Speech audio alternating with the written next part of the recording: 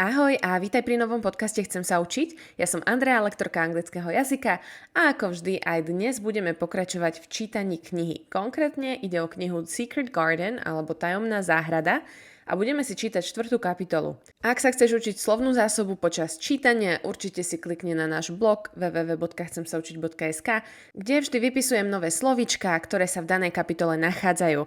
Ak si ešte nepozrel slovíčka z minulých kapitol, určite si ich pozri, aby si vedel a mal možnosť pochopiť čítanému textu. Poďme si povedať, čo sa stalo v predošlej kapitole, aby sme vedeli pekne nadviazať. Mary bola v záhrade s Benom, kde sa rozprávali a prišiel tam aj vtáčik, ktorých už predtým navštívil a ona si myslela, že teraz by jej mohol ukázať trošku viac. A aj to spravil, pretože jej ukázal, kde je kľúč.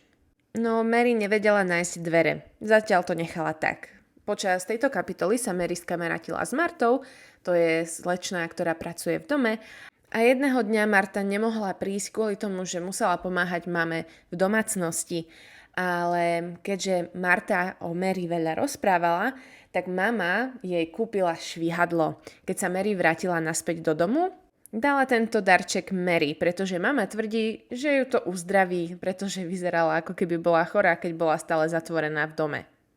Tak Mary začala skákať, Marta jej ukázala, ako sa to robí, skákala si po záhrade, potom znova uvidela vtáčika a tak mu povedala, že keď si mi už ukázal kľúč, ukáž mi aj dvere. Tak vtáčik ukázal na rastlinu, ktorá sa ťahne po stene a Mary si všimla, že pod ňou sa nachádzajú dvere, ktoré sa jej podarilo otvoriť. Našla tam záhradu a tak sa spýtala Marty, že či nejakým spôsobom jej nevie pomôcť, pretože by tam chcela urobiť tú záhradu krajšou.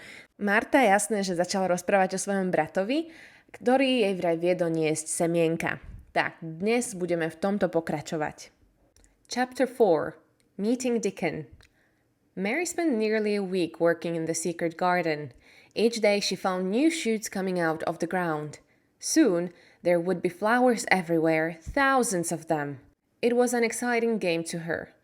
When she was inside those beautiful old walls, no one knew where she was. During that week, she became more friendly with Ben, who was often digging in one of the vegetable gardens. "What are your favorite flowers, Ben?" she asked him one day. "Roses. I used to work for a young lady who loved roses, you see, and she had a lot in her garden. That was 10 years ago, but she died. Very sad it was." "What happened to the roses?" asked Mary. "They were left there in the garden." "If rose branches look dry and gray, are they still alive?" asked Mary. It was so important to know. "In the spring, they'll show green shoots and then..." But why are you so interested in roses?" he asked. Mary's face went red. "I just wanted to pretend I've got a garden. I haven't got anyone to play with." "Well, that's true," said Ben. He seemed to feel sorry for her. Mary decided she liked old Ben, although he was sometimes bad-tempered. She skipped along and into the wood at the end of the gardens. Suddenly, she heard a strange noise, and there in front of her was a boy. He was sitting under a tree, playing on a wooden pipe. He was about 12, with a healthy red face and bright blue eyes. There was a squirrel and a crow in the tree, and 2 rabbits sitting on the grass near him. "They are listening to the music," thought Mary. "I mustn't frighten them." She stood very still. The boy stopped playing. "That's right," he said. "Animals don't like it when you move suddenly. I'm Dickon, and you must be Miss Mary. I've brought you a spade and seeds." He spoke in an easy, friendly way. Mary liked him at once. As they were looking at the seed packet together, the robin hopped onto a branch near them. Dickon listened carefully to the robin's song. "He's saying he's your friend," he told Mary. "Really? Oh, I am pleased he likes me.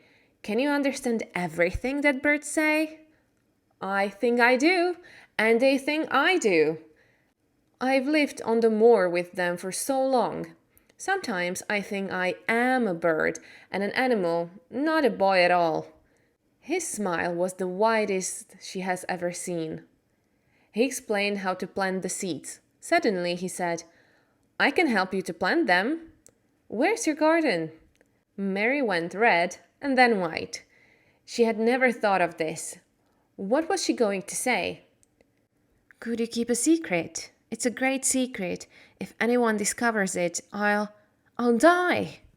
"I keep secrets for all the wild birds and animals on the moor, so I can keep yours too," he replied. "I've stolen a garden," she said very fast. "Nobody goes into it, nobody wants it. I love it and nobody takes care of it. They're letting it die." And she threw her arms over her face and started crying. "Don't cry," said Dickon gently. "Where is it?" "Come with me and I'll show you," said Miss Mary. They went to the secret garden and entered it together. Dickon walked around looking at everything. "Martha told me about this place, but I never thought I'd see it," he said. "It's wonderful." "What about the roses?" asked Mary worriedly. "Are they still alive? What do you think?" "Look at these shoots on the branches. Most of them are alive all right." He took out his knife and cut away some of the dead wood from the rose trees. Mary showed him the work she had done in the garden, and they talked as they cut and cleaned. "Dickon," said Mary suddenly, "I like you. I never thought I'd like as many as 5 people." "Only 5?" laughed Dickon. He did look funny when he laughed, thought Mary. "Yes, your mother, Martha, the robin, Ben, and you." Then she asked him a question in Yorkshire dialect because that was his language. "Does thee like me?" was her question. "Of course, I likes thee wonderful," replied Dickon, a big smile on his round face. Mary had never been so happy. When she went back to the house for her lunch, she told Martha about Dickon's visit. "I've got news for you too," said Martha. "Mr. Craven's come home and wants to see you. He's going away again tomorrow for several months." "Oh," said Mary.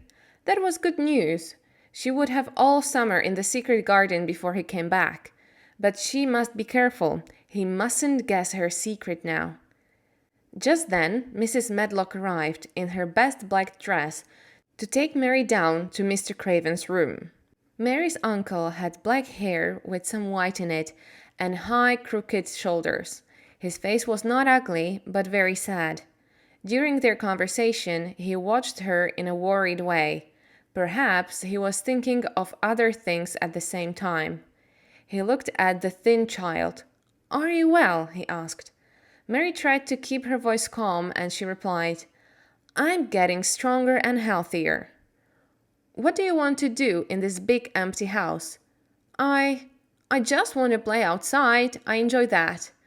"Yes, Martha's mother, Susan, spoke to me the other day. She's a sensible woman, and she said you needed fresh air. But where do you play?" "Everywhere. I just skip and run and look for garden shoots. I don't damage anything." "Don't look so frightened. Of course a child like you couldn't damage anything. Play where you like. Is there anything you want?" Mary came a step nearer to him, and her voice shook a little as she spoke. Could I have a bit of garden?" Mr. Craven looked very surprised. "To plant seeds in? To make them come alive?" Mary went on bravely. "It was too hot in India, so I was always ill and tired there. But here it's different. I love the garden." He passed a hand quickly over his eyes. Then he looked kindly at Mary. "I knew someone once who loved growing things like you. Yes, child, take as much of the garden as you want." He smiled gently at her. "Now leave me, I'm very tired." Mary ran all the way back to her room. "Martha!" she shouted. "Mr. Craven's really a nice man, but he looks very unhappy. He said I can have my own garden." She was planning to work in the garden with Dickon every day to make it beautiful for summer. The end of chapter 4.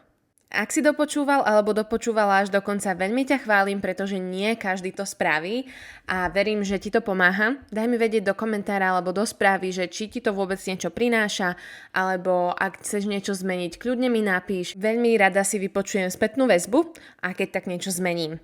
Teším sa na teba na budúce a počujeme sa.